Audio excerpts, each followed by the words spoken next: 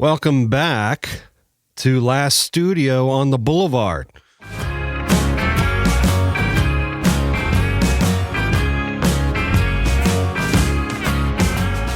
I'm your host, Clay Blair, and it's been a while since we've done an episode, but we're going to start doing these more regularly now.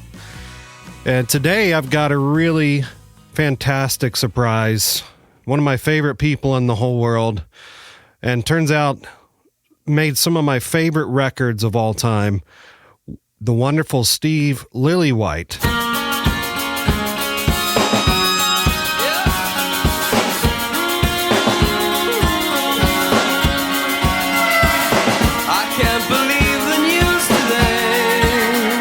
I've not seen Steve in years. Years back, we worked together and remixed a Pogues record together. We also worked on 30 Seconds to Mars and a couple other projects. This is going to be a conversation with two friends about our past, about a little bit about the studio and things that Steve and I did together, and then a lot about his career and his opinion on things, because I really enjoy Steve's views and opinions about things relating to records, because he really knows a thing or two. His track record shows that. So anyway, here we go. Hey everybody, Clay Blair. I am here with the wonderful Steve Lillywhite, who I've known for over a decade now.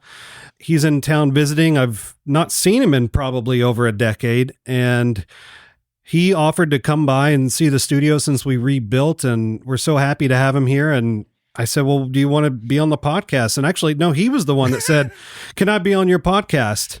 And he went, to be honest, nah. Oh, all right then. So I stayed up really late preparing, and it's going to do me no good. But here we are. I'm with the wonderful Steve Lillywhite. Hello, Steve. Hi, Clay. Well, you know, we didn't even meet to do with the studio. We met in a sushi bar just around the corner. Yeah. But our mutual friend is Imi, right? Yes. Imi from the Counting Crows, who I haven't. I need a dose of Imi. Everyone needs a dose of Imi, don't they? He's in New York. You might catch him in New York. I might catch him. Okay, that would be good. Yeah.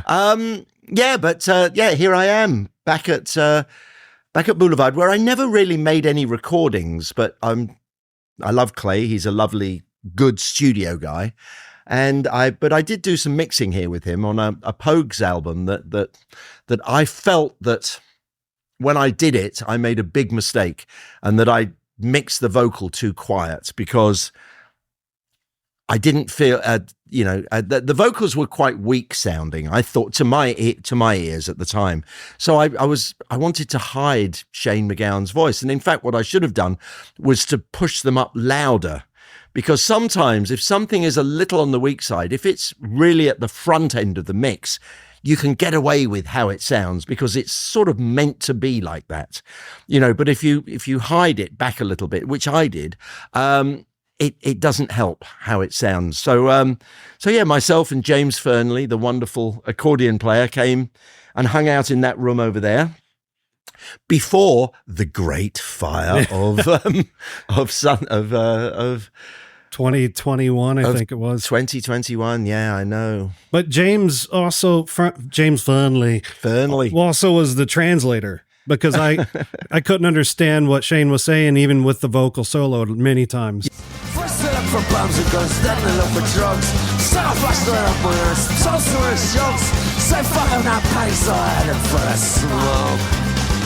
On a boat train. Yeah, well, that was also one of the problems, because I think he had fewer teeth on that album than he did on the previous one. So, but anyway, it was all good, and it turned out great. And it was and I think I righted the wrongs of when I recorded it. Now I just need to go back and redo all my other early albums. In Atmos. In Atmos. Oh God, what's your feeling of Atmos? Is it a viable proposition, or is it a little bit stupid? If you've sat, which very few people have sat in a room that is really dialed for Atmos, it's fucking incredible. Well, it also depends on the music. I helped on a U2 album called Achtung Baby, which, when it came out was pretty dense sounding, but I listened to the Atmos mix and sort of helped just consulting the Atmos mix of the of that. And I have to say, there were things that you don't hear in the stereo mix, but because there's so much around you, it was incredible. Actually, Wow. I have to say that album really worked in Atmos. But other things, I don't know if anything's better than the original tight mono or stereo. Yeah. I agree. On the classic records, but something with U2 with lots of space and lots of delays and, Yeah, you can throw the delays back. But Acting Baby was a very dense record. So I think it worked for that. But to do a sort of blanket, to say your record has to be Atmos friendly, otherwise we won't put it on the front page of our Right. thing, purely for advertising. Yeah. It's putting the technology ahead of the art, which is something that doesn't seem right. And I know when Blu-ray and 5.1 and 7.1 and they, and then they tried to do the thing where you spend, $50 for an album on Blu-ray to listen to it in 5.1. That never worked. Go back even further. When I started in studios in 1972, they had this quad joystick, and I was in the studio once and I was going da da da da da da da da da da da da. I mean, literally da da da da da da da da da like that. But it never took off, and the reason that's why any sort of multi-speaker system. Do you know why they never became successful? Because no one owns them. No, because the wife would never allow so many speakers in the living room. Yeah, right. I mean, it was like, what are those things doing there? Yeah. Yes, you can have your little, you can have your 2 speakers, but to have 4 or 6. And now they're trying to jam 9, was it 12? Is it 9.6 that Atmos into AirPods? And yeah.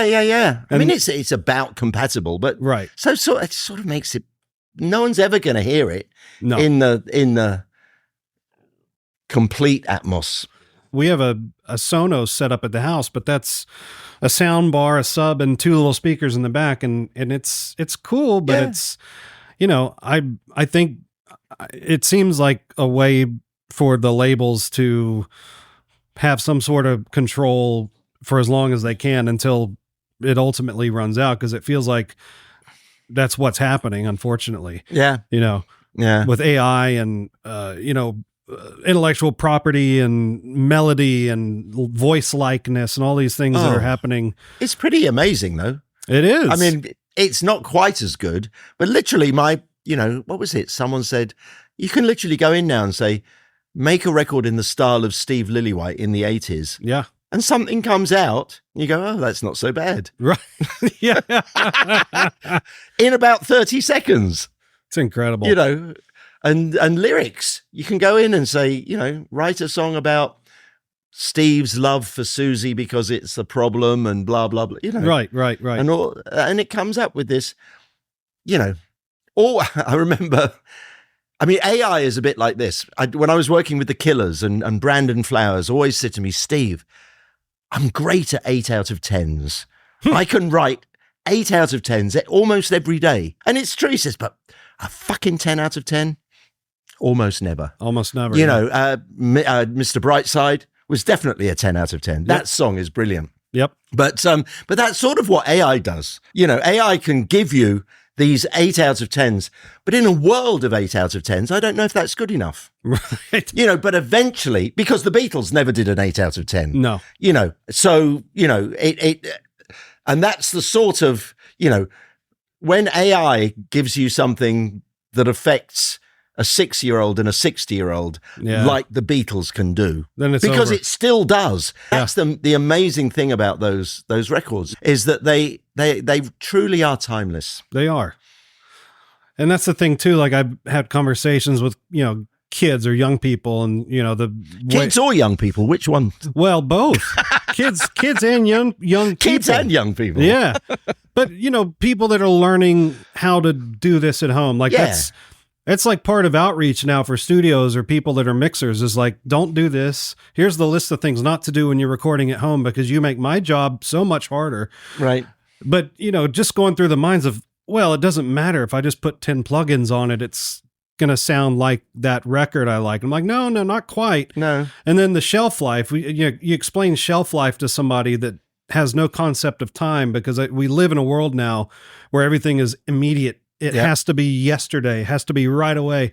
And the concept of time is, I mean, no wonder people can't buy houses. They don't know how to fucking save money, right? Right. So it's very challenging to tell them, like, well, the shelf life of this, like, you got an okay song, but it sounds horrible. You could make it sound pretty okay if you do these couple things, but people just, they don't care. Well, it's almost like their egos are always in the, I mean, if I was writing a song, I'm not a songwriter, but if I was, I would literally go, well, who does this song sound a little bit like? I go, okay, sounds a little like The Who. Okay.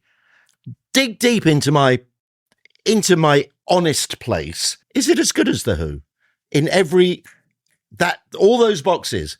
And the chances are it won't be. Other people do that, but they still release it. It's like, no don't filter. Clog up the airwaves. Maybe it's the artist who has to be more, as you say, they're rushing to let people hear that. Don't rush. Just refine it, make sure. And if it's no good, throw it away. Do another one. You're not wasting thousands of dollars anymore. No. It's a strange thing that we feel that because I could, and I would probably blame, I mean, American Idol basically put pitch as the prerequisite for great, bit pitchy dog, and all that. It's like, yeah, but your favorite records are as wide as that in their pitch. They're chorused out, but they sound thick and lovely and juicy. And, Well, let's talk about Steve Lillywhite's incredible recording career and pitch. You've worked with some of the greatest singers. I can't sing either. I know you. It's so funny. It's well, I mean, I've worked with some of the greatest Chris singers. Cornell, you did a Bond song. You Bono. I have them written here.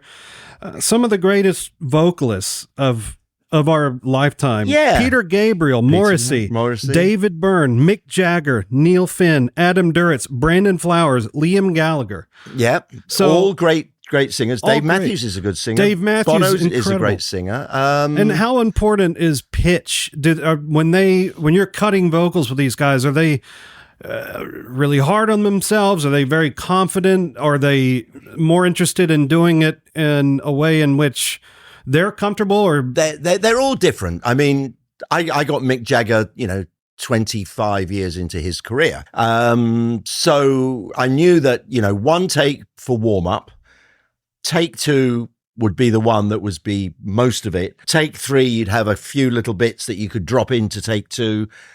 And then I remember once I said, Mick, we need to do the first line again. He goes, fucking hate doing the first line again. Yeah, it's his fate. It's tough. his least. Yeah, it's tough, the first line. Because, once you get going. But yeah, so that was Mick Jagger. Bono is completely different in that he always sings great until he's got the finished lyric. Right. You told me he would finish when you were mixing sometimes. Oh, yeah. He would never, this is the system is he would scatter vocal.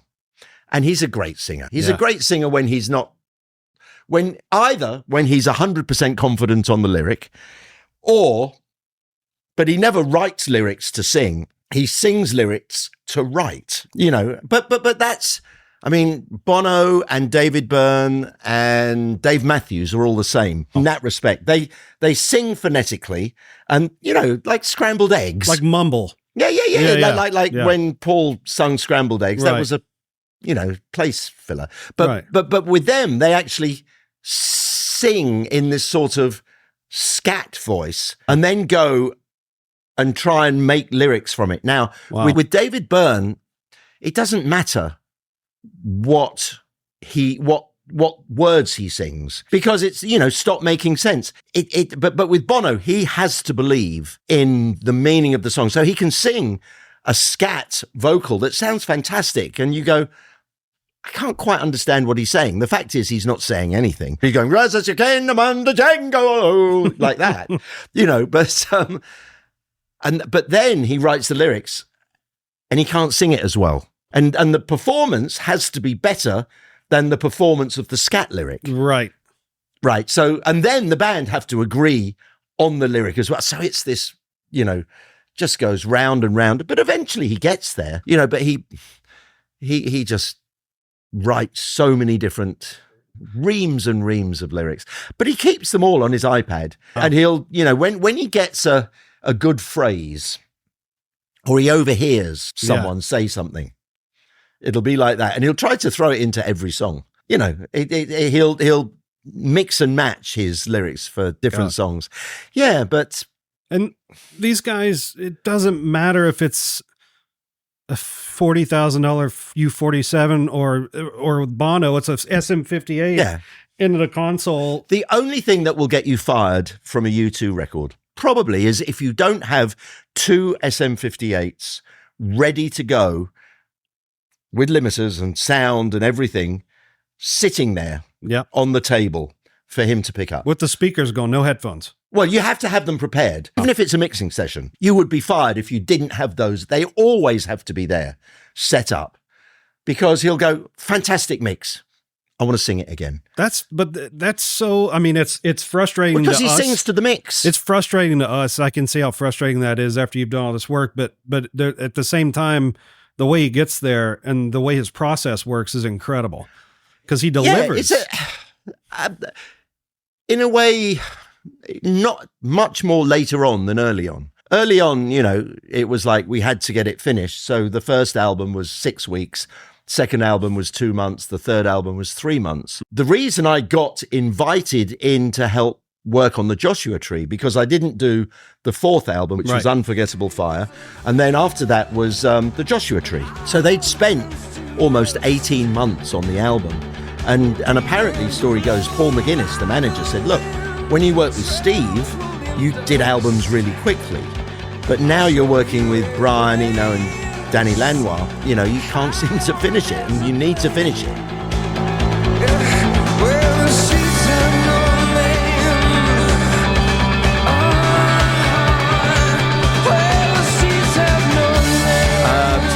Why don't you bring Steve in just to help hurry the process along, So they said yes. So I came in, but I wasn't ever working with Danny or Brian. I would have it's much more like a relay race. Okay. They would hand over the songs that they thought were important. I mean, they always gave me the singles. For some reason, I was considered I'd only had New Year's Day as a single with them. It wasn't like I was like the singles guy, but I was actually probably had more of a commercial ear than either Danny or Brian. Sure. Who are incredible artists. Oh, yeah. But I think what one of my strengths is I can balance the difference between like an art project and a commercial project. I believe you can't have great commerciality without great art. Yes. But it has to sell as well. I mean, that's how the music business should never be subsidized. No. In that way, it has to be the survival of the fittest. Yes. I think the human race has changed. I think we are either evolving, but I would hate to say it, but I think we're mutating to a different species that can only look at music. Right. Yeah. I mean, it's literally. Yeah. I mean, I'm still, I like to think, or I'm just about retired now, but when I was, even in the last, since Pro Tools came, I would like to think I've transcended analog to digital in the way that I've always used my ears. Yeah. I've understood what the systems do, and I can say, do this, do that to my team. But honestly, I trust my ears. And that's one thing that I've kept through analog and digital. Because people would say, I would say, do this. And then they say, okay, I've done that, but look there. Do you want me to do that bit? And I go, no. What's that bit? I didn't hear it. Yeah, right. I didn't hear anything wrong there. So don't, keep it. It's like tuning vocals. I've got my own internal pitch, and I don't have perfect pitch, thank God, because but so I would literally go through a lyric and just underline the words or the consonants I want to be, up or down, and I would give it to my engineer and he would fix it. And then he would go, well, look at this. I said, no, don't do any more. That's all I want. And then I'd listen to it. And so maybe sometimes I go, yeah, you're right. Maybe just do that. But in general, have it like a loose, now the great thing about technology is that it's invented for one reason, but truly creative people use it for other reasons. Right. Like I only ever used auto-tune to make comping easier on a vocal. I was quite passive with it, and a lot of old school people do it like that. I don't want to hear the auto-tune. But of course auto-tune's become a whole instrument in itself. And there's nothing wrong with that. Oh no. In the same way that, the person invented the guitar amp, but then someone slashed the speaker to get distortion. That's not what the guy wanted you to do. But that's the difference. That's the difference between the inventors and the creatives. The creatives they abuse the technology. And I think at my best, I would do that. Yeah. I would fucking screw the compression so hard on the ambience on the drums that it was just doing things that it wasn't made for. Well, speaking of that, can I play something? You can play something, okay. Claire. Right. Claire? No, that's my sister's name. Well, Clay Blair, Clay Blair, yes. It's all very... Wasn't he a mass murderer? Oh, yeah, probably. So I remember we were working, it was either the 30 Seconds to Mars or the Pogues, and someone they'd put the video up of on YouTube of XTC was it the townhouse? At the Manor. At the Manor. Yes. Where they dumped the fish into the pond. That's right. Andy Partridge is... Yeah, that was me. Yeah. And I was enamored, and that album has become one of my favorite XTC albums. Black Sea. Yeah, it was actually, at the time, it was pretty on an even to me with Drums and Wires and Black Sea. But having listened, because I do now occasionally listen to some of my records. Yeah. Because I'm so far distant that I can listen to them. And I prefer Black Sea to Drums and Wires. Although Making Plans for Nigel and that's Complicated Game are good. But Black Sea has a little bit more muscle to it. Yeah. Well, okay, I want to play this for a second because I love you can hear the humor of this band throughout the record. Yeah.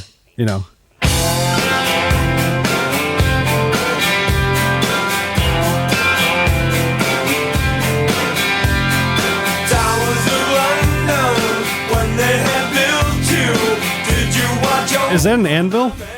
Is that what that is? No, I think it was a fire extinguisher. Fire extinguisher.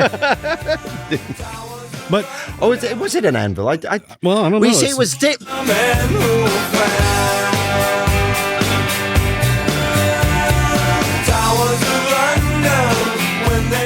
Because hold it there. Because the TV show that you can just go and look, ladies and gentlemen, if you go to YouTube and put XTC at the Manor. Oh my God. It's like they cut it into pieces. And it's such a bad quality because the BBC in 1980 didn't keep a copy. So this was literally someone was filming it on the television, I think. I mean, it's very bad quality, but it is quite an insight into making of this song. But it wasn't the album version. Oh. This was after. No, because we'd done the album. Oh, this is a promo. This was... Yes, it was recording the single, but no, we did a pretty good recording of it. Yeah. Is this the recording from... That's the album. That's the album, but I couldn't remember the album version. I kept in all the chitter-chatter. In the beginning, yeah. In the beginning, okay. Yeah. But I remember just throughout the album, it's the thing you were talking a minute ago about ambience. That's one thing on your records, especially early ones, but even when we were working on the 30 Seconds to Mars stuff is the ambience, and you use it like an instrument when you mix. Yeah. Whether it's, you know, like obviously in the 80s, a lot of artificial ambience was becoming popular. Right. But you really like to use the room also, like, boy, holy shit.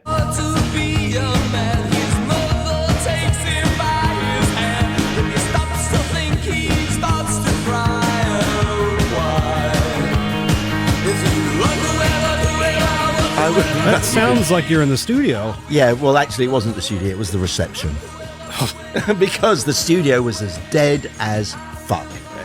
I didn't know that. That's insane. No, I've told this story before, but I'll quickly tell it. Okay. So I feel very proud that I was the first person really to make a decent rock record in Ireland. Now, before U2, there'd been Thin Lizzy, the Boomtown Rats, Rory Gallagher. Yep. But as far as I know, they'd all gone to London to make their records. But U2 wanted to record in Dublin, and Windmill Lane was the studio. And I remember going there, and I did one song called A Day Without Me. I didn't really like how the drums sounded. So I wanted more of an ambient sound. And when you walk into the studio, in those days, there was a girl who sat like the receptionist. There were no mobile phones. It would have to go through her, and she'd patch it to various different places. She sat there from, till 6 o'clock in the evening.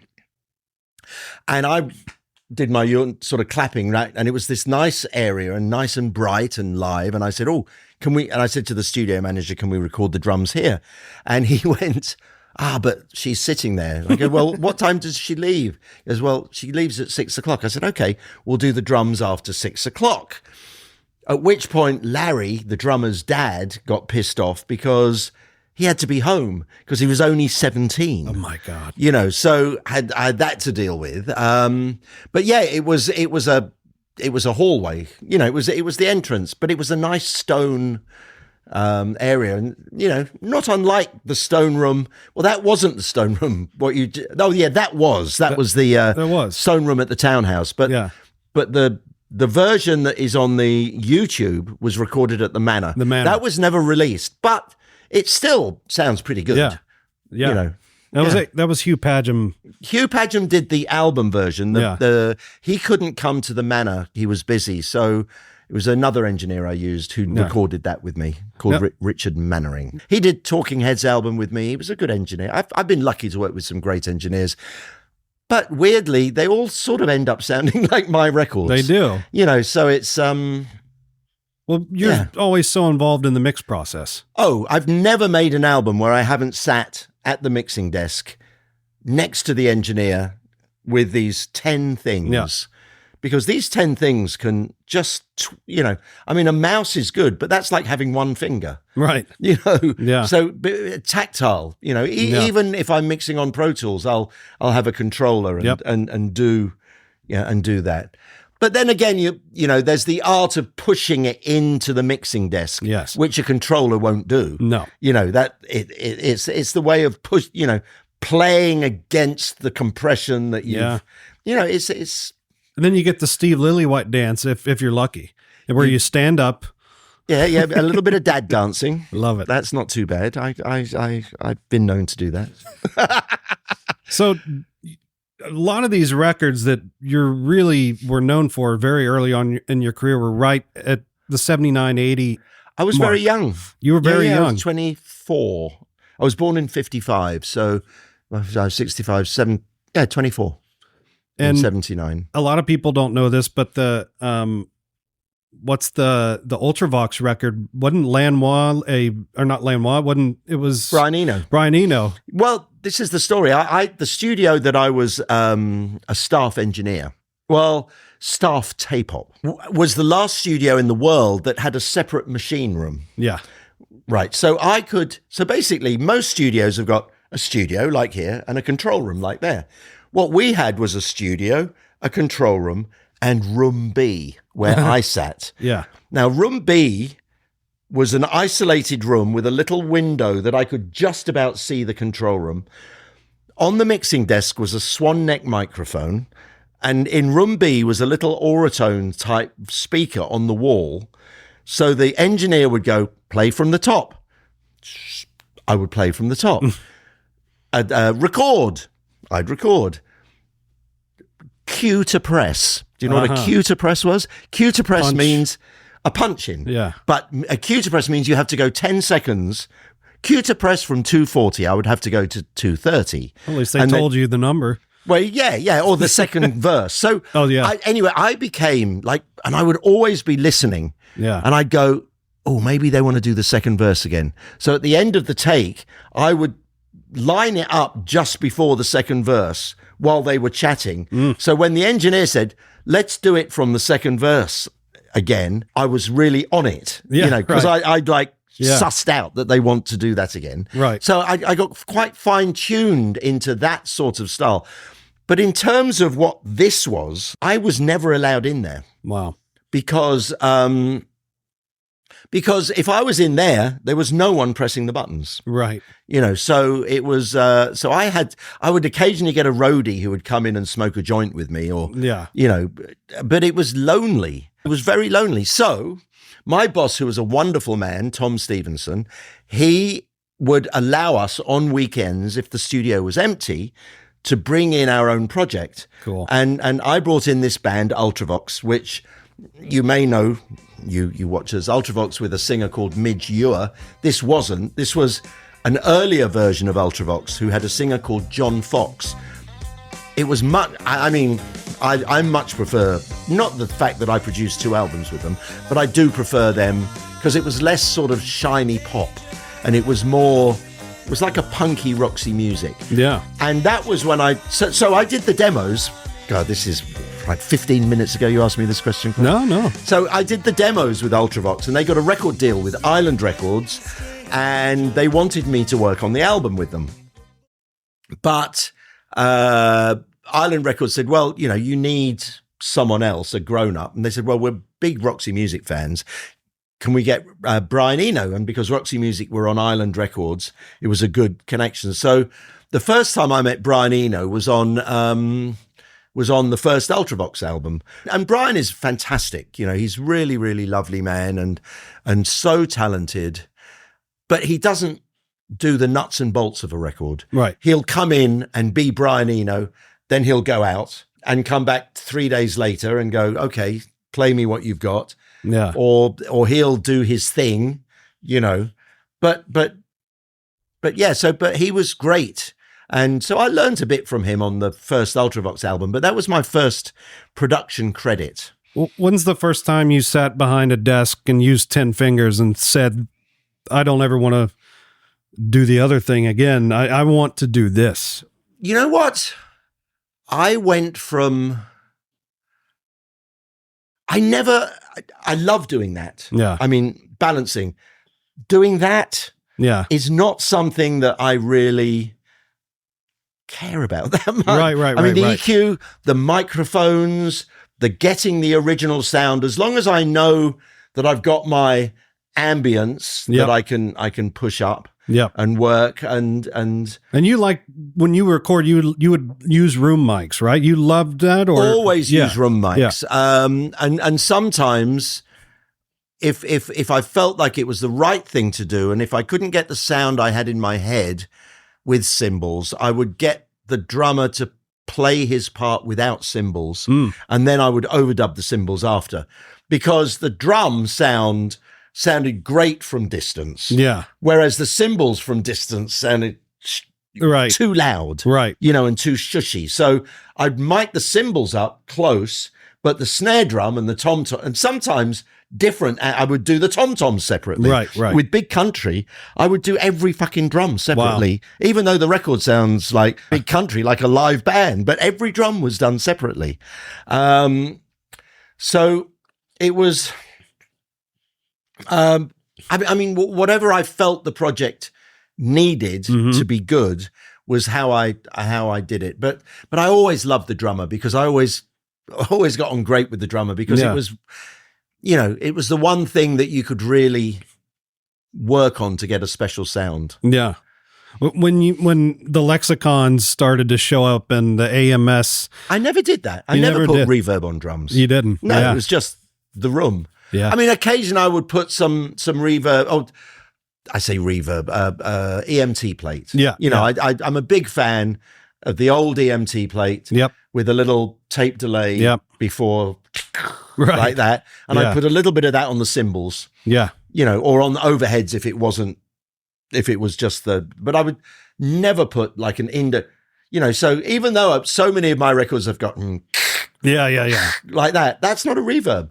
That's just the room. Wow. That I'm sucking into the sound. So when you would do these records at all these different studios in that part of your career, was the studio really important to you? Yeah. I needed a live studio. Yeah. And as I say, with U2, when I went over to do the album in Dublin, I didn't have that for the drums. So, right.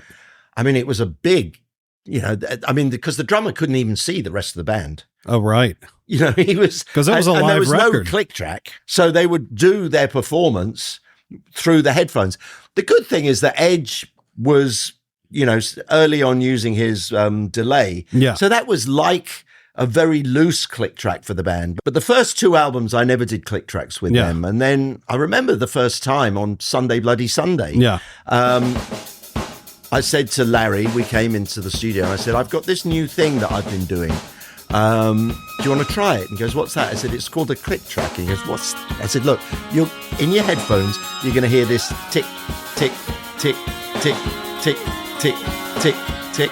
And I want you to play. And it was Sunday Bloody Sunday, the first song on the album. Yeah. First song we recorded. Oh, I can close my eyes and make it go away. How long must we sing this song? How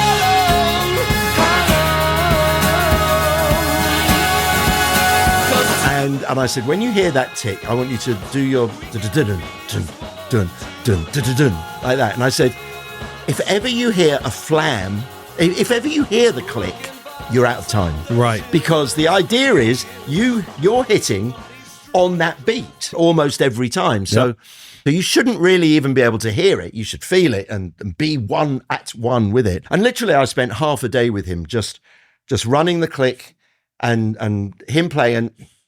To start with, he was like a young pussycat. He was like that. So he would literally lap the click within 10 seconds. Wow. But then I got him to slow down and understand. And actually, from that moment on, he fell in love with the click and would never, ever do anything without the click.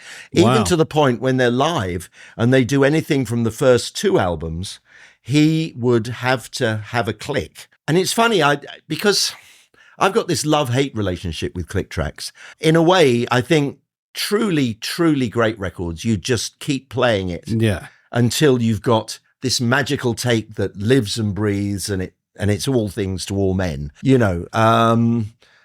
But I remember seeing them do "I Will Follow" from the first album on stage. I was just going, it sounded leaden. It sounded different. To how the album sounded, Because the album probably speeds up and slows down. And it is, and I didn't know he put it to a click until I found out, and I went, oh, well, that's why. Yeah, it doesn't have that sort of up and down, that greatness. Right. I think.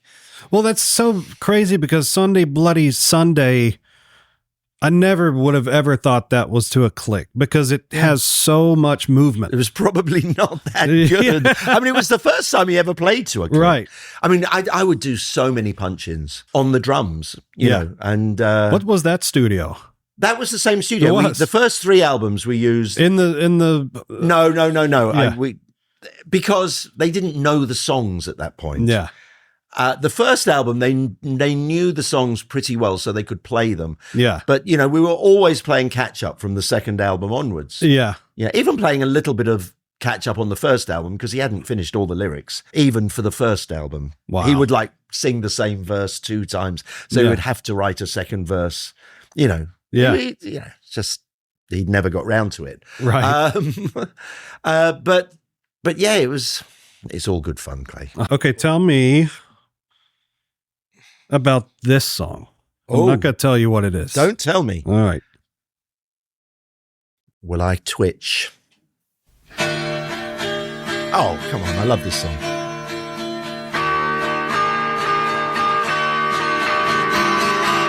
That's not the single version. No, it would be... No, I just got it wrong. Oh, you got it wrong. Yeah. I thought that's where the drums came in. Oh. Because the vocals. Here we come. Oh. I see. Hold on. Let me do it again. Smart boys know why. It doesn't mean I didn't try. I know why. Music clubs all alone. Ooh, baby, you're not at home. I didn't know this album, and it's awesome. Oh, thank you. By the way, the album is called So Alone, and the artist is Johnny Thunders, who was a inaugural member of the New York Dolls, who were, as what's the word, seminal? Yeah. One of those bands who didn't sell a lot of records, but Right. actually were a bigger influence than they were record sellers. Yeah. Huge influence, both in style because they wore makeup and stuff, and sound. It was sassy punk. It was, but their lifestyle was, Right. they were from very poor immigrant families in New York, and they got, especially Johnny got turned to a darker side, but fantastic, and that record, I was very lucky. I was quite pushy, young 23-year-old, and Johnny had left New York and had come with his new band called the Heartbreakers over to London. And Johnny knew my roommate, and the general consensus was that the Heartbreakers were a great live band, but their album didn't sound very good. And I remember sort of perpetuating this myth that it wasn't a good sounding album, and selling Johnny, look, I'll do your solo album. I'll make you sound great. You're 23. Yeah, Wow. I know, but he's only 25 or 26. Okay. Yeah. So I did his album. He had a wonderful manager called BP Fallon, who's quite a legendary Irish DJ, entrepreneur, friend of Jimmy Page and all famous people. And BP brought, he got all these great musicians. We had Steve and Paul from the Sex Pistols. We had Phil Lynott. We had Stevie Marriott. We had many great. The drummer on that song was great. A guy called Mike Kelly from a band called Spooky Tooth. Oh, Spooky Right. Tooth. So he was from a different era than before us. The only ones, Peter Perrett was fantastic during that album. He really helped me. He pretty much helped me co-produce it, but I was the guy who got the credit. Yeah. But no, it's a pretty good album. Yeah, it is. And I went through kind of like, the Discogs and a lot of these early, you were doing like, I wouldn't even say post-punk, like punk, like proper punk. Yeah, it was, for me, punk was a great attitude, but it was a limited art form. I've always, at the end of the day, been a melody person. Yeah. So I never really liked the sort of punk that was the screaming, shouting type punk. Right. But I did like the attitude of punk, because that's what we were rebelling against. It was our music. So I would always go for an XTC than go for a Slaughter and the Dogs or something like, someone who was like noisy. Yeah. But this album really was the key to me getting a hit. And as I've always said, once you've got a hit. Was that your first hit? No, that wasn't a hit. No, it wasn't. But during the recording of that, the manager of a band called Susie and the Banshees came to the studio, listened to that song actually, and said, "Oh, I like how that sounds. We have just recorded our first single for Polydor, but we don't like it." And because at that time, Susie and the Banshees were the hottest band in town. So I knew. This is London, right? What's that? In London. In London, with Polydor, they got signed to. Now, in their record deal, they had it written that they had artistic control of their releases because, the A&R men were from a different generation. This was something new. And because Susie was so like hot, the label said, yeah, of course. Yeah.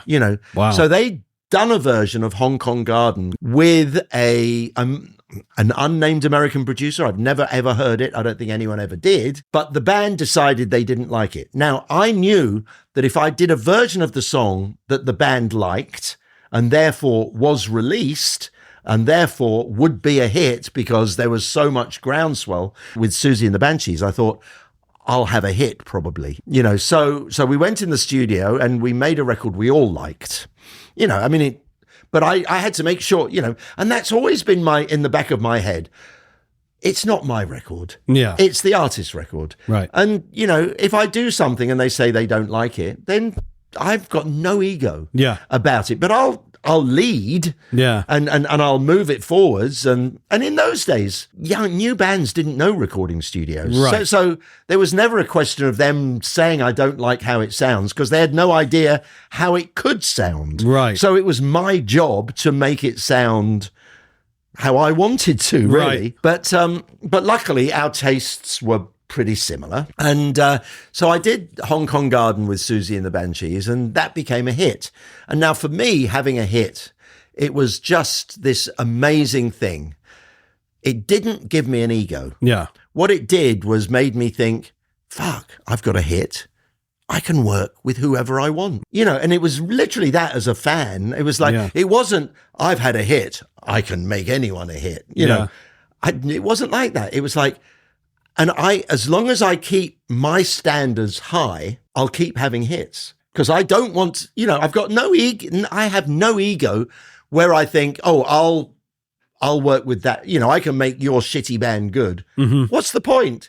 If I've given the choice of working with a shitty band or a good band, which one would I produce? Right. The good band. Yeah.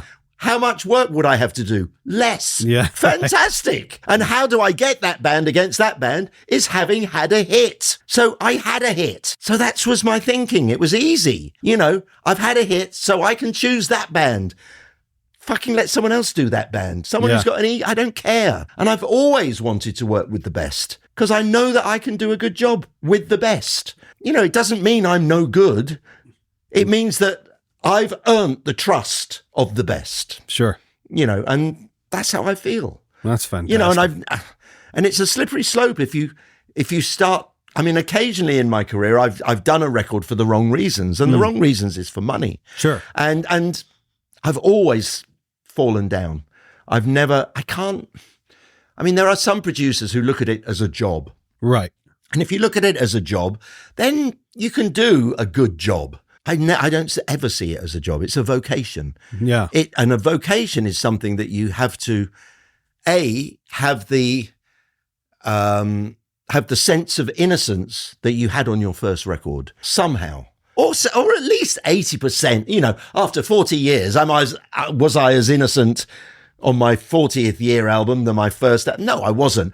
But there was still a sense of wonder. I still felt and still do feel, if I ever get to go into the studio again, that feel of wonder for what's going on, and the feeling that there can be a sort of magical thing happen, because I'm a people person, and having a group of people being sort of led by me in there, but leading sometimes means doing nothing. I'm not saying do this, no, it's not like that. It's a collaborative thing where we are all moving like a flock of birds, where we're all moving in the right direction towards something great, something greater than the individuals, what each of us individually couldn't do, and that's how that's why I love, that's why I have been known to say I probably wouldn't want to be in the music business now, because, I don't want to be a typist. Right. And that's sort of that's an extra talent that you have to have. And you're not molding a group of musicians together that way.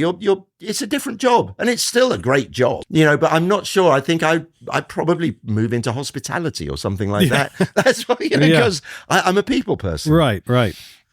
Mixing a record and being in charge of those things and having the notes from the A&R, the manager, the artist, the whoever else is involved.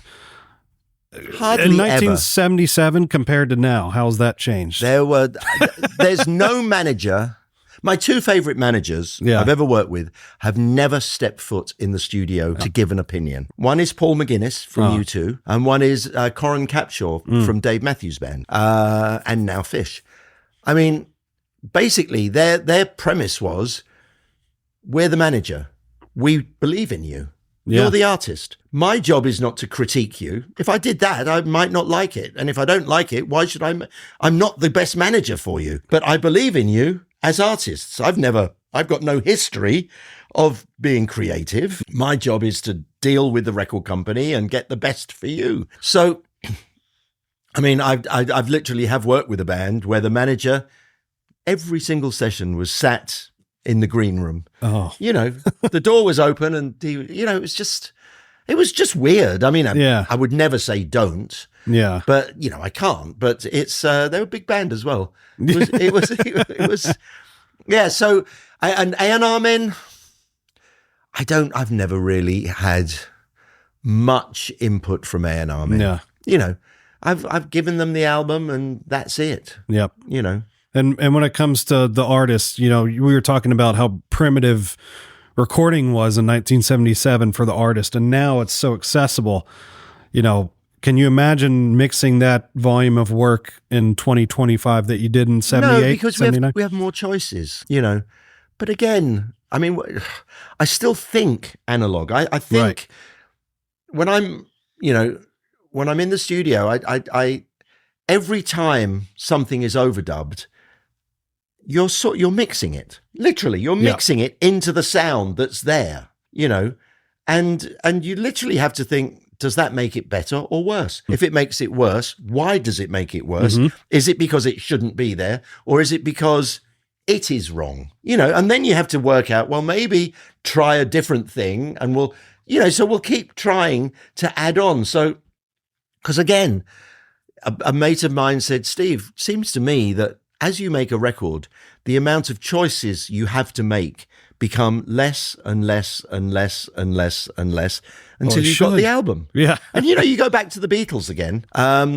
That's exactly how they worked. Yep. I mean, all this mixing, they never really mixed it. It just, it went to a mixed state. Once the final thing was on,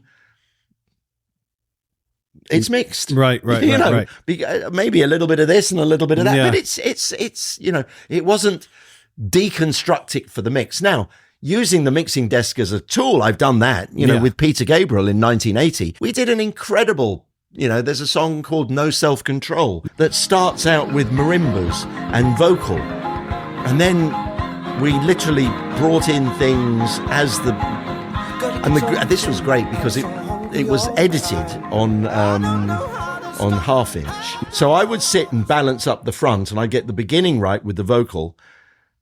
And then we'd record that, and then we go, okay, what should we bring in now? Because it was the drums, everything was in all the way from the beginning to the end. Right. So we had to sculpt the mix. And Hugh Padgham was great. He was sitting at the back all the time, and we just, okay, Hugh, so we record it.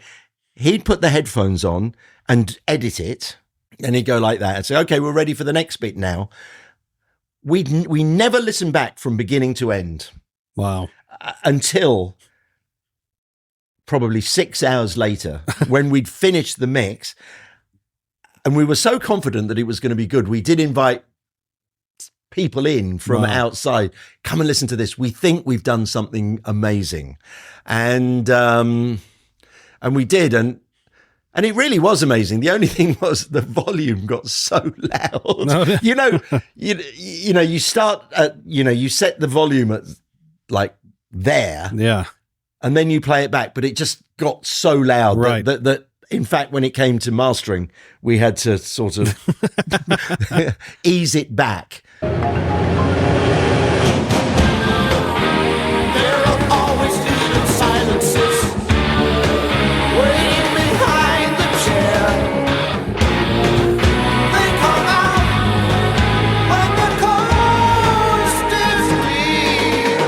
And I remember that playback going, oh no, it's got too loud. Oh no, having to turn down a little bit because we didn't know. But the sonics were good on the mix. It just needed a bit of overall turning the front up and then bring it back. But yeah, so you can use the mixing desk as a tool as well. Yeah. Of course.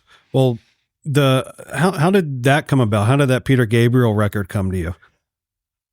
I had a couple of hits, 3, I was around, I was one of the names of the new brigade, because punk rock threw up, John Leckie.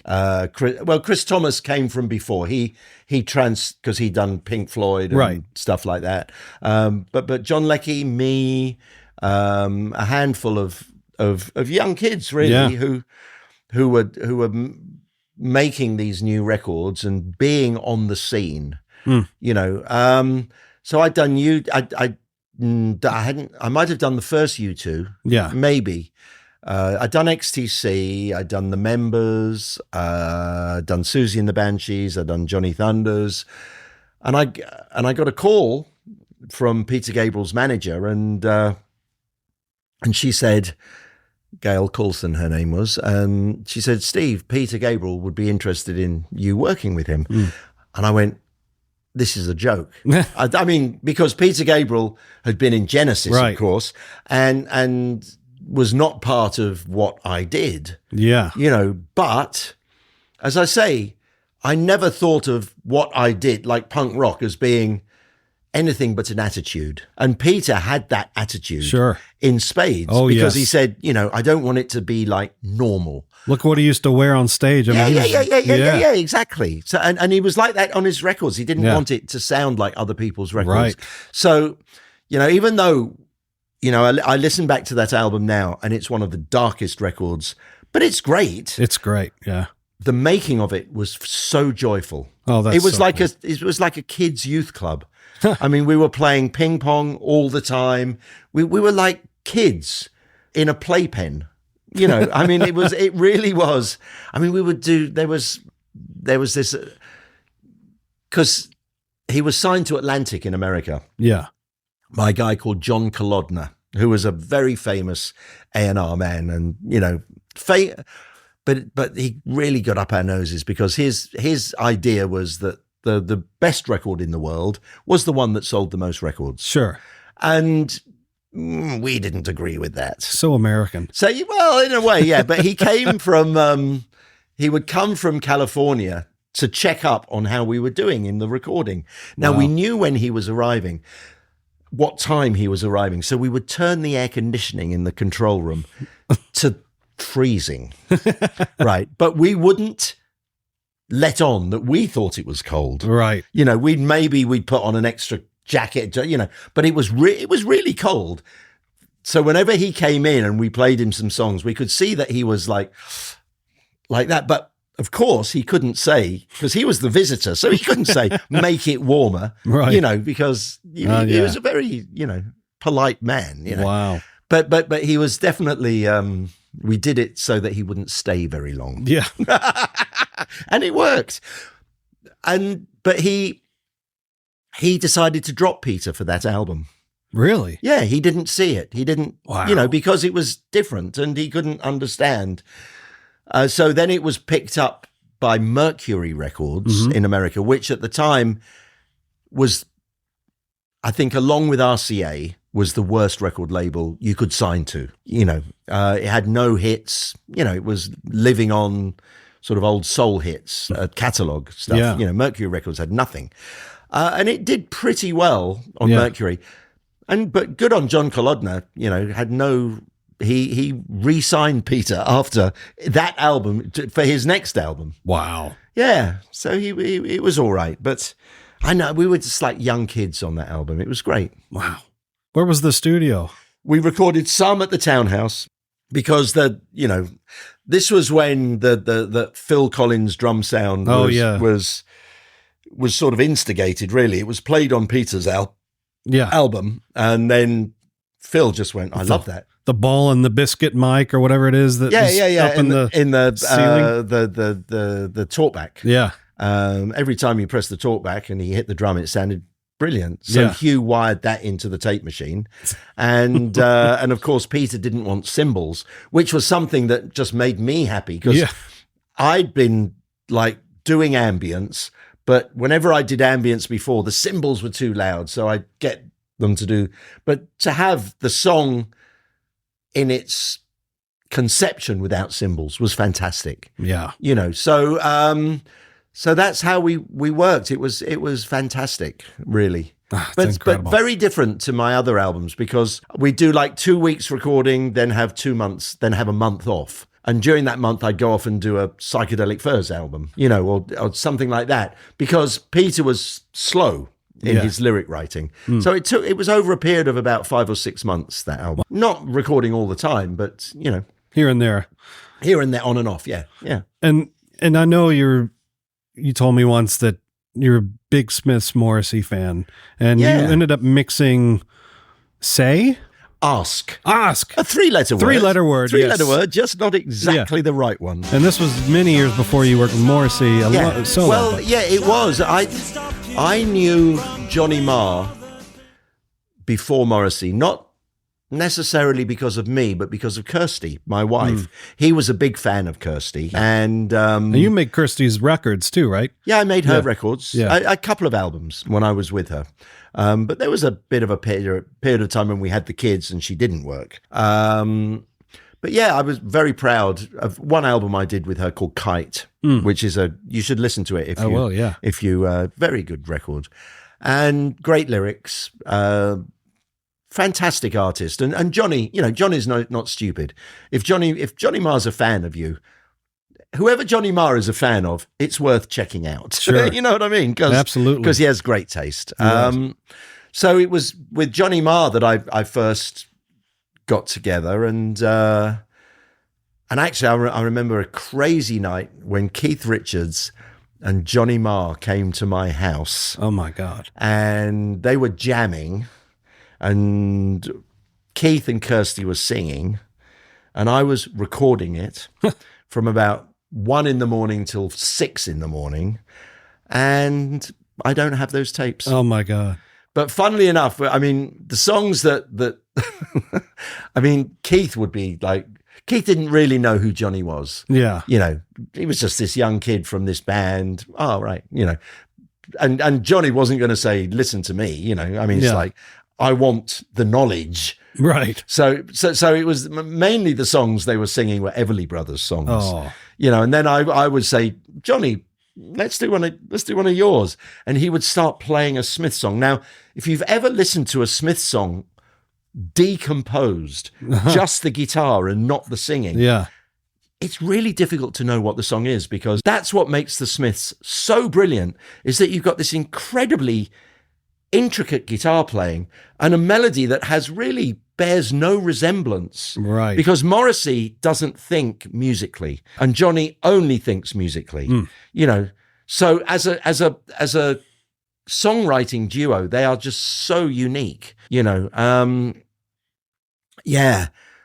that's why the Smiths were the best version of Morrissey, I think. Yeah. You know, I mean, I think it's timeless. Yeah. Timeless art, which is obviously what we're all trying to make. But you don't know if it's timeless until time has passed. Right. Of course. How did you end up mixing that song? Was that Ask. I did. I had a studio at home. Yeah. I had a AMEC Angela desk. Oh, yeah. AMEC Angela. That was a Rupert Neve thing, I think. Yeah, I think it was. It was a mate of mine from school randomly made a studio for Alvin Lee and was working for Alvin Lee in Spain at his studio. He was a tech. And I asked him to come and design a studio in a spare room of this house that I bought. And he did that. It was nice. I had the AMEC Angela. I had a 24-track tape machine, some outboard, and it was opposite the kids' bedroom, but it was a room within a room. Yeah. So, you know, it was great. Yeah. And so we would go in there, not do so much recording of a band. It was too small for a band, but we'd do all the vocals. And on Kirsty's records, you know, she was like, every song was like the Beach Boys. Oh. You know, she would do all these amazing harmonies and things. And, and then, it was great. Yeah, good time. And our little kids would come in and they were on the video with mum. It was, hippie stuff really. But That's fantastic. during the 80s. Yeah. So great. We were talking about producing live shows a little bit, since producing bands in the studio is a dream, a past dream, and it's a dream of mine actually to produce bands in the studio. So please call. Yeah, But yes, this is actually an infomercial for this wonderful place where we're sitting. By the way, it is. I mean, Clay wouldn't be doing this if he didn't think this was somehow someone thinks I'll go to Hollywood and work at the iconic Boulevard Recording. There you go. Has this room got enough ambiance for a Steve Lillywhite production? No. Honestly, maybe I could pull something out, but you can put things around. Yeah, and I don't want to be known just for that. No, in fact, I did that. I got to a point where I was a bit cocky, and I thought, this is what I do, which is a terrible way to think. Yeah. But I was asked to do a album with a guy called Marshall Crenshaw in New York, and we went into the power station, and I went, oh yeah, I love this. That's one of the songs I had queued up because I'm a big fan actually. Are you a fan of Crenshaw? Yeah, oh, he's lovely, man. Yeah. He's great, and his brother, who's the drummer, is a great guy. Yeah, still his friend on Facebook, and it was, it was, people didn't quite understand how it sounded when it came out. Mm-hmm. But Marshall always will, always say it's what I wanted. That's why we had Steve Lillywhite. I wanted it to sound like that. Yeah. Which was good. I mean, I'm not sure whether at the time I felt like I fucked it up. But funnily enough, people love that album now. I love it. People say to me, there's TikTok, there's a song, listen to the clock. Yeah. What time is it? And whenever you're on my mind. Well, that's the thing. Like I never, I listened to those albums and I don't think either I knew you did that or I'd forgotten you'd done that. Come on, play.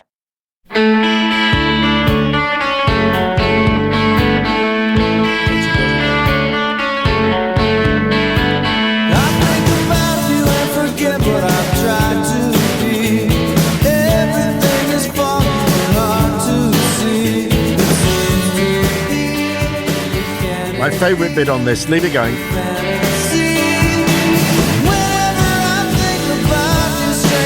When it goes into the chorus, it's great. Yeah.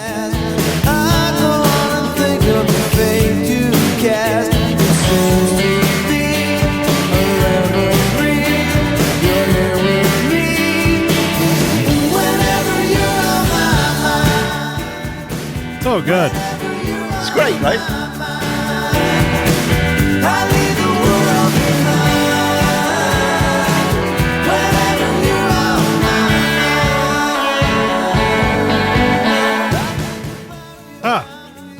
The drums are huge. Yeah, but he's Buddy Holly. Buddy Holly never had huge drums. No. And the percussion, the maracas are as loud as the vocal, which, I'd get people telling me, I mixed this thing with a cowbell in it. And I said, Right. You put a fucking cowbell in it and you want me to turn it down to where you can barely hear it?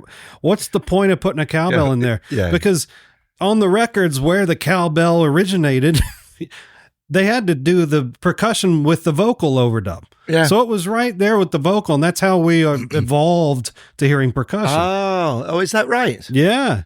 Okay, I didn't know that. Yeah, but Motown too, like that was, or it was live and they couldn't cut it out. Right. It bled into everything. Yeah. And again, a loud cowbell is a full sound. You turn a cowbell down quiet, all you hear is the top end. Yeah. So it's sort of it's a tick. It's a can. It's a can. Yeah. Whereas you because you hear the body of the cowbell when it's louder. Right. Yeah.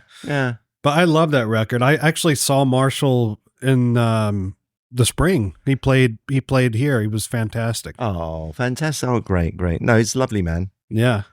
So what would 23-year-old Steve Lillywhite say to 69-year-old Steve Lillywhite? yeah, I am 69. He would say, you should have stretched more. I'm getting a bit Joe Biden, you know. But you've kept yourself in great shape. Relatively, Clay. Well, I mean, you have. Well, not bad. Yeah. You know, I mean, I try to eat well. Yeah. I don't exercise because my ankles are hurting. Yeah. You know, but yeah, it's funny. I think it'll probably, I always like to say I would like to think I've got 15 good and 5 leaky years. Mm. You know, the 5 leaky, no one will see me. You know, I don't want to, you know, but that would take me to 90 now. And I don't think, my dad was 61 when he died. Yeah. And you can sort of look at your genetics have a lot more to do with your lifespan. Sure. Than any lifestyle choice, Right. apparently. Yes. Which is unfair, you know. It's It like is. you can be clean and, you know, which is why people who go running every day and drop dead at 40. At 40, yeah. You know, because it's just in their blood, you know. Yeah. Yeah. So I don't know what life has got in, you know, for me. Are you going to stay in Southeast Asia? I think so. I've just built this big house, the lily pad, and I love it. It's the only place I've really had. I mean, I've bought other houses, but I've always not been interested in what house I was buying. I would say to my wife, Yeah. you know, you buy it, Right. or you know, whoever I was with at the time, you buy that house. I'll just come and I'll pay for it, and I'll live there with you. You know, and Right. that was I didn't really care. Yeah. But this was my thing. I worked with the architect. I've worked with the lighting and the you know, all of it is, and it's very open plan. I don't even have a bedroom. Yeah. I've just got one big room You're where gonna I live. sleep levitating, right? Yeah, but you know, in one house I've got 9 meters of glass window. You know, so it's impressive, and it's but it's not typical Balinese. You know, Yeah, it's very modern. Yeah. But I'm there for I've realized that there are stairs going up to my house. So if I ever get really Yeah. like maybe I'll get one of those little chair things Yeah. that you see advertised on Right. CNN.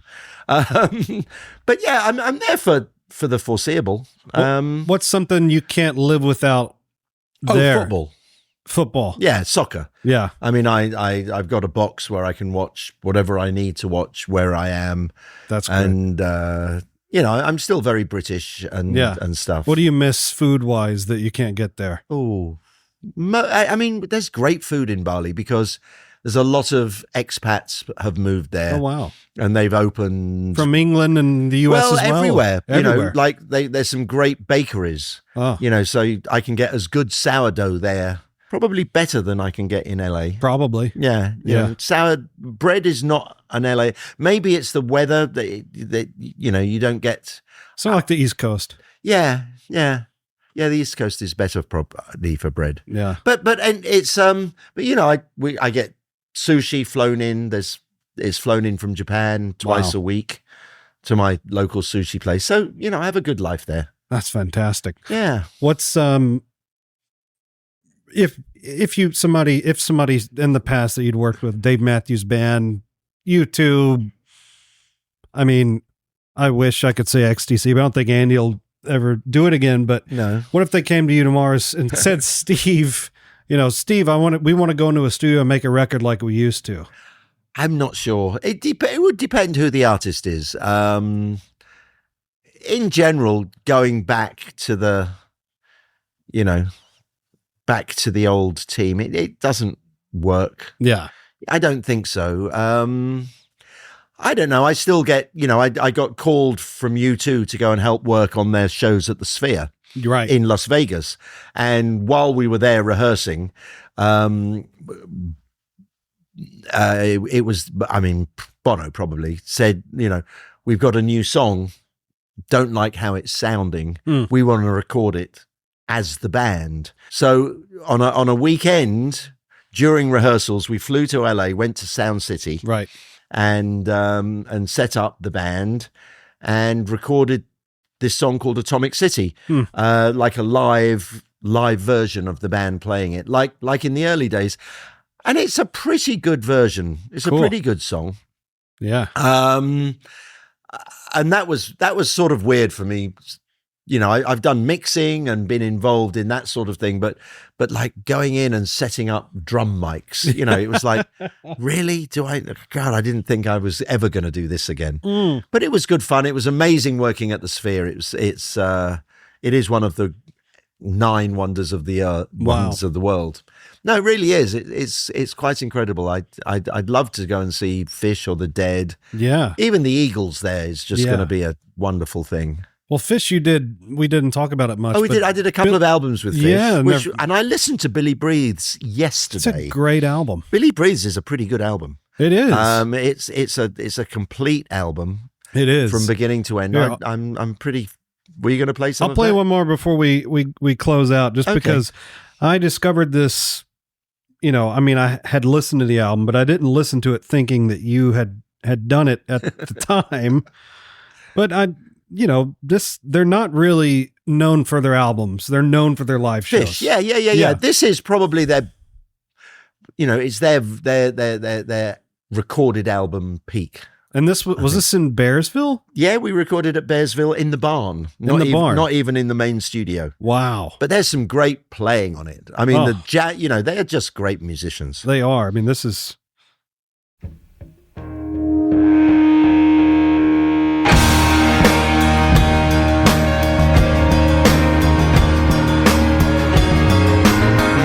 The bass playing, wait till the free section comes in, and the bass playing is brilliant.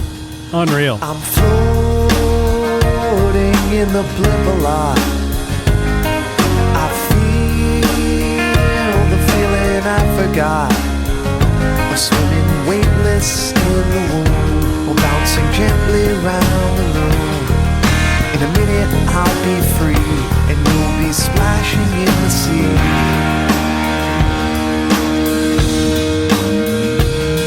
I feel no curiosity. Was that a Steve call, or was that a? Yeah. That was just me putting loaded reverb on the bass. Oh, it was. But I mean, how do you make a? It's my favorite thing. But if I can ever find a place to put reverb on bass, I'll do it. It's a great thing. How do you make a pop record with a jam band? I mean, that's incredible. Well, again, I think Fish are genuinely a jam band. Right. The Dave Matthews Band are in that same scene, but they're more a band of soloists. Sure. And it's different with them. But Fish really are a jam band. They all move upwards and down. It was great. I mean, they'd already started the album, and they really didn't. They'd lost the plot somewhat, and I came in, and I was just me. Yeah. I go, okay, guys, let's. What have you got? Okay, we got this. Let's work on that song. Because they were just, Yeah. And I was absolutely took the lead and turned it into a record. Which was great. You did a couple records there, right? I Travis? did one. I did. At Bearsville. Yeah. Yeah, I did some Travis. I did Guster, who just recently, 2 days ago, I was playing bass with them at Red Rocks. That's right. And it's that one is a really special album to me, Lost and Gone Forever, because my eldest 2 children, that album means a hell of a lot to them. It means a lot to me too. Really? I grew up on that album. On Lost and Gone Forever. Oh, I didn't know that. That's a very. What's the song? All the Way Up to Heaven. Oh yes. It's like I listen to this intense bouncing around, and it's a big 4 on the floor album. And then all of a sudden, what the fuck is this? It always blew my mind. I'm like, this is one of the most beautiful songs I've ever heard. Now, yeah. You go all the way up to heaven. That's my favorite record of Guster. Yeah. Very easily. That was Bearsville. That was No, that was the Plant. Okay. Mixed at Bearsville. Oh, cool. But as I say, mixing is not mixing for me can be done at a worse studio. Yeah. In a way, because Right. you need to get it down. Right. Before I mix a record, the die is cast. Yep. And I always say that. I say, look, if you don't like how it's sounding now, you won't like the record, because Right. nothing's going to change drastically, because No. we're moving towards the finish line. Yep. We're honing our record as we go. And that again is comes from the limitations of tape. People who don't have the limitations of tape just think in a different way. They go, I'll put everything in, Yeah. and then I'll, take it out. It's all different. I know that was tape. When I had tape before the fire, I used to, when I had the chance, use it as a tool of discipline to say, no, we can't do that. Sorry, we're on tape. We can't do that. Or if you want to do that, we'll have to take this off. Make your choice. Well, that was the truth. I remember somebody wanted to comp all their vocals on tape, and I said, okay, well, we're gonna have to bounce down a couple things, and we would do it. And I remember we dumped everything. We were mixing, the string parts we did. I think that like maybe the double is just a little too quiet, and I said, sorry, Too late. use your imagination. We'll put some chamber on it or something. I think the least creative part of analog recording, and I think when records got worse was when you ran two multi-tracks at the same time with a time code. Yeah. That, a lot of the times you could hear, so it's just like, fuck off, I don't want to hear that sound. Yeah. And you can't just immediately go back and do something quick. Sometimes you just want to go back and punch in this bit, and just, you had to wait for the machine to Catch up. It was horrible. Yeah. So I would always, if you can't do it on a 24 track, Yeah. the problem is not that. Right. Right. That's great. But hey, All right, then. I want to thank you so much for doing this. It's been an absolute pleasure. The time has just has scooted by. It has. It's great to be here at Boulevard Recording. Come here and make your next record. Be a fortune, you can get me, but you don't really want old Steve Lillywhite, and young Steve Lillywhite's not around anymore. Thank you for joining me and the last studio on the Boulevard. We're going to do monthly episodes, so please subscribe, share on your social media, and we will see you next time. And as always, your host, Clay Blair. See you soon.